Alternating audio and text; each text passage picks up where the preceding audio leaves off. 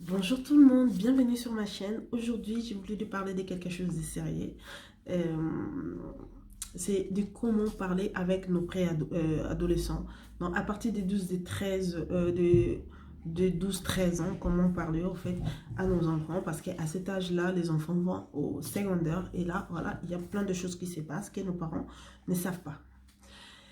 Première chose à faire, c'est quand votre enfant devient une femme, donc tous les mamans me comprennent, même le papa. Donc, quand votre enfant devient une femme, essayez de l'expliquer plus ou moins comment ça marche. Il ne faut pas seulement expliquer que voilà, il y a les bandes géniques, tu sais mettre les bandes géniques, c'est bon, c'est tout. Non, il y a des choses plus pires que ça. Là, ça fait partie, mais le plus important, en fait, c'est de montrer à son enfant comment est-ce qu'il doit se protéger. Se protéger contre des maladies, des infections, de beaucoup de maladies en fait transmissibles, voilà. Et d'essayer aussi de protéger pour que l'enfant ne tombe pas enceinte à bas âge. Euh, Ça, c'est le premier truc que je voulais qu'on parle. Le deuxième, c'est nos parents aussi, nos papas aussi doivent être impliqués. Ce n'est pas seulement laisser les charges aux mamans, en fait, que c'est la mère qui doit s'en occuper. Je crois que jusqu'à aujourd'hui, il y a quand même cette mentalité-là, en fait. C'est la fille, quand elle fait des bêtises, c'est la fille des mamans. Et que, voilà, les papas, ils se mettent un peu à l'écart. Tout ce qui a à voir, euh, tout ce qui a à voir avec tout ça. Donc, de comment son enfant doit se protéger et tout. Parce que nos papas aussi doivent être là pour essayer de montrer à son enfant le point de vue en tant qu'homme. Et maman, elle est là pour présenter en tant que femme. Tout ça, ça va vraiment le servir. Ça va vraiment le servir dans la vie. Et le troisième truc, c'est les plus importants. Parfois, je trouve que beaucoup de gens disent fais l'erreur. Si vous n'osez pas trop parler à votre enfant, moi, je vous conseille quand même de prendre rendez-vous avec un gynécologue. Vous partez avec votre enfant pour tout simplement, pas pour qu'on l'examine, même si on le fait, c'est pas si grave que ça, mais que le médecin puisse lui expliquer les risques. Au moins, vous êtes là avec elle. Parce que je sais, beaucoup de choses, c'est tabou chez nos parents. Tout simplement, ils n'osent pas non plus nous dire des choses comment ils sont. Ils disent seulement en parabole, en fait, tu tombes enceinte pas chez moi, il y a beaucoup de maladies et tout. Mais au lieu de vraiment de nous parler de ma fille, maintenant que tu es une femme, il faut faire attention parce qu'il y a des maladies, il y a des grossesses, parce qu'à cet âge-là, on sait déjà comment on fait les bébés. Donc voilà. Comment il faut faire attention, il y a des maladies, il y a ceci. L'école, lui, il va donner un parti, mais nous aussi, en tant que parents à la maison, on doit aussi essayer de montrer à nos enfants, tout simplement, de se protéger. L'école va faire son travail, mais c'est pas la même chose d'apprendre quelque chose dehors que chez toi à la maison.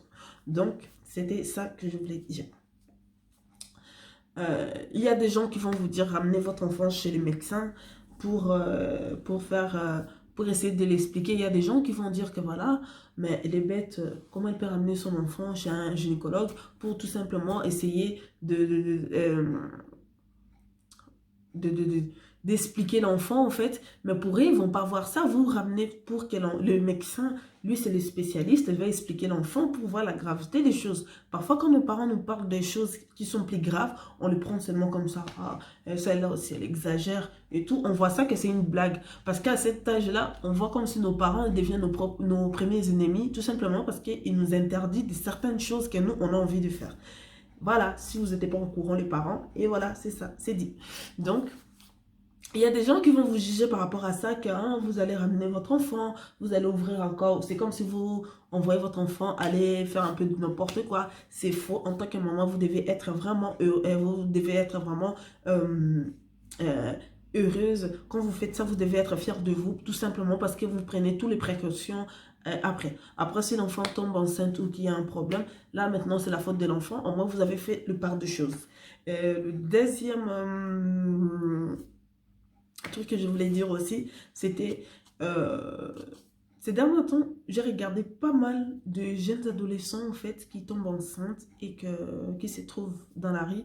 Et chez nos parents africains, ça se passe vraiment beaucoup. Tout simplement, quand l'enfant tombe enceinte, et on vous ramène chez ton copain ou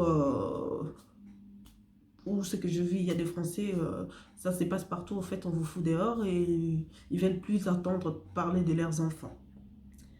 Quand l'enfant est tombé enceinte, elle a foutu une partie de sa vie en l'air, voilà, tout simplement parce que à son âge, au fait, elle va perdre 1 an. Elle va perdre 1 année pour les temps d'accoucher, les temps de faire tout ça là. Oui, elle a fait une bêtise. C'est quelque chose que ça va pas. C'est comme on dit, on peut rien faire. Si elle va garder cet enfant-là, vous devez être là en tant que parent pour pouvoir l'aider. Mais quand vous le foutez dehors, c'est comme si vous l'envoyez encore aller faire de n'importe quoi. C'est là que c'est vous qui gâchez la vie de votre enfant. Vous les gâchez premièrement parce que vous n'avez pas eu le temps de parler à votre enfant de comment se protéger. Et même pas votre fils, que mon fils, tu te protèges parce qu'il y a ceci, il y a cela. Vous n'avez pas eu ce temps-là de dire, en fait. Vous disiez tout en parabole. Tu tombes enceinte, tu vas aller attraper des maladies et tout. Voilà, prenez le temps de parler à vos enfants. Arrêtez de foutre les enfants dehors. C'est pour cela qu'il y a la délinquance qui augmente. Parce que mon enfant n'écoute pas, je le fous dehors. Parce que mon enfant tombe enceinte, je le fous dehors. Et après, au moins s'il est chez vous, ils peuvent même, si vos enfants sont chez vous, vous pouvez faire un suivi, en fait. Comment vous allez insister que votre enfant puisse reprendre ses études, vous allez devoir l'aider par rapport à ça, vous n'allez pas être content, je ne vous dis pas que votre enfant de cet âge-là vient vous dit, maman, je suis enceinte, d'applaudir. Non, non, non, non. Vous pouvez vous fâcher, vous avez droit, vous allez être déçu parce que ce n'est pas quelque chose que vous attendez de votre enfant. Vous voulez que votre enfant puisse être le meilleur, enfin, vous voulez le meilleur pour votre enfant et nous, en tant qu'enfant, on ne voit pas ça. Quand vous nous dites certaines choses en parabole, on ne voit pas ça. Mais quand vous prenez votre temps pour nous expliquer tout simplement ça, et peut-être on peut vous comprendre en fait. Nous, tout, on met seulement, c'est tabou. C'est sujet tabou. Même la personne qui a fait le mot tabou là, elle l'utilise pas comme nous. La personne n'utilise pas ces mots-là comme nous. Nous, on exagère. Il y a certaines choses, oui. C'est des années, je ne sais pas quoi. Maintenant, on est en 2000, presque 20. Hein. Les choses vont changer, doivent changer. Malgré les trucs là que vous disiez en parabole, il y a quand même des gens qui tombent toujours enceintes. Il y a toujours des enfants qui tombent enceintes, ça ne change rien, rien du tout. Vous prenez, vous allez aller déposer. Au lieu de ça, on dit toujours, vaut mieux prévenir que guérir. Vous voulez que votre enfant puisse avoir une meilleure vie, votre enfant puisse finir ses études, votre enfant puisse faire certaines choses, alors en tant que parent, il faut faire le part des choses. Il faut être là pour votre enfant. Oui, c'est super. Il faut être, vous êtes là, on attend seulement vos voix quand il faut faire les devoirs, quand il faut faire ceci. Or que tout cela aussi, ça fait partie de la vie en fait. Il y a certaines choses, quand vous dites que, quand vous nous disiez que tu tombes enceinte, pas chez moi, pour tomber enceinte là. C'est les sujets là que vous n'aimez pas parler à vos enfants. C'est ce qui fait que vos enfants tombent enceintes.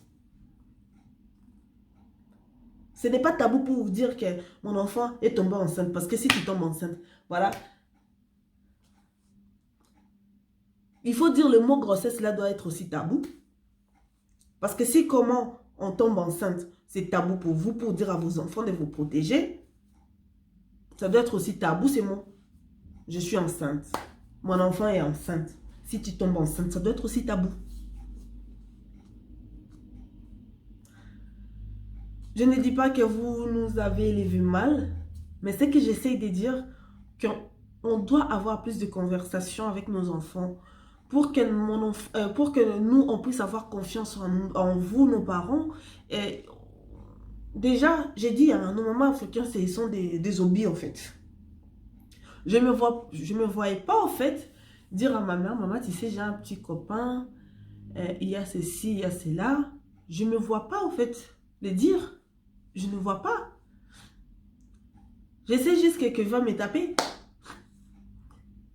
Nos parents sont contents quand tu dis tu as tu as un copain qui n'est pas au même pays que toi. Ah, ils sont aux anges parce qu'ils disent ah, ce n'est que sur des réseaux sociaux donc ça va. Peut-être il peut prendre ça moins mal.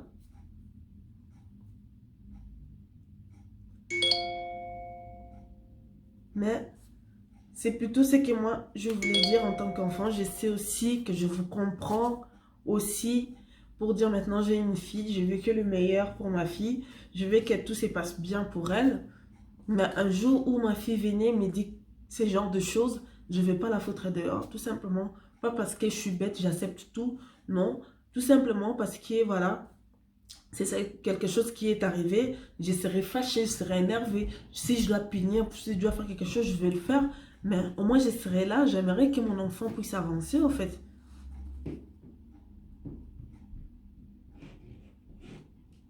Le pire, c'est quand votre enfant tombe malade de quelque chose. Le pire, c'est quand votre enfant a les cancers, en fait. C'est le pire. Quand vous dites votre enfant, elle a une maladie, qu'elle va mourir, ça c'est les pires. Ça c'est les pires en fait. La grossesse, oui, c'est dangereux à cet âge-là. Oui, c'est pas bon à cet âge-là parce qu'ils sont encore jeunes. Il faut profiter de sa jeunesse. Il faut étudier. Il faut trouver un job après pour penser à autre chose en fait.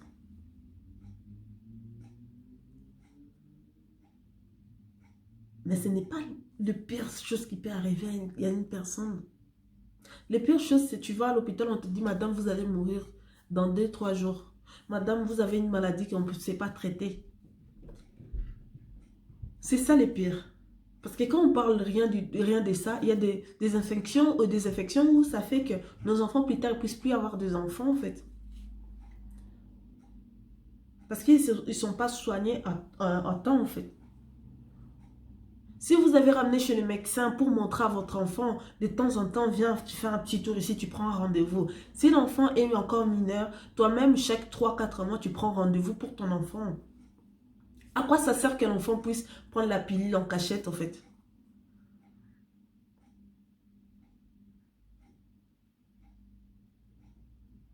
Après, vous dites que nos enfants sont hypocrites parce qu'ils font tout en cachette. Oui, tout simplement parce que nos parents, j'ai dit, hein, nos parents, ils sont des obus. Ils sont des obus. Il y a beaucoup des enfants ici que je vois, ils font de n'importe quoi. Moi, je ne me vois pas faire ça avec ma mère, en fait, à l'époque. Même maintenant. Maintenant, j'ai mon enfant. Je sais que ma mère, elle faisait tout ça pour nous, pour essayer de prévenir des choses. Mais même si elle ne nous disait pas, au moins, nous, ça, on a pu s'en sortir, en fait. Si tu passes par là, maman, ne prends pas ça mal. Je t'adore. Donc, ce n'est pas parce que vous disiez à votre enfant que votre enfant ne va plus vous respecter. Et là, tu vois moindre truc que tu fais. Ah, maintenant que vous avez des copains, comment vous allez nous respecter? C'est comme ça, des petits trucs. Votre enfant vous fait quelque chose, allez droit au but. Il faut lui dire directement. Faut pas essayer de faire des... Ah, tu sais, non, non, non, non, non. Vous avez quelques minutes pour dire, si tu tombes enceinte, si tu attrapes une maladie, si tu fais ceci, pas chez moi. Les minutes là que tu fais passer tous les jours, tous les jours, tous les jours. Il faut calculer ça. Après, tu trouves un jour, quand tu es à la maison, essayez aussi de passer du temps avec vos filles, avec vos enfants. Vous voulez que votre enfant puisse avoir confiance en vous? Essayez d'échanger un peu. Parce qu'on connaît comment vous réactionnez à chaque problème, chaque petit truc. Je sais, ma mère, celle-là, j'arrive à la maison, je suis mort. Je suis mort. Essayez de, vraiment, nos mamans, de ces côtés-là, on vous adore, on vous aime beaucoup, mais il faut changer de ces côtés-là. Parler beaucoup plus. On peut avoir, même quand on devient adulte, on peut avoir un problème. On aimerait juste aller chez nos mamans pour dire, maman, regarde, il y a ceci. Mais tellement on vous connaît, on ne sait pas. On va se confier chez les gens où ils peuvent nous donner des mauvais conseils. Parce qu'à cet instant-là, j'avais besoin de quelqu'un et la personne, et ma mère n'était pas là. J'ai écouté quelque chose que quelqu'un d'autre m'a dit et j'ai foutu encore plus ma vie en l'air en fait. Donc, c'était tout ce que je voulais à vous dire aujourd'hui. J'avais à vous dire aujourd'hui. Et j'espère que tous les papas vont aussi s'impliquer. J'espère que ça va changer un peu.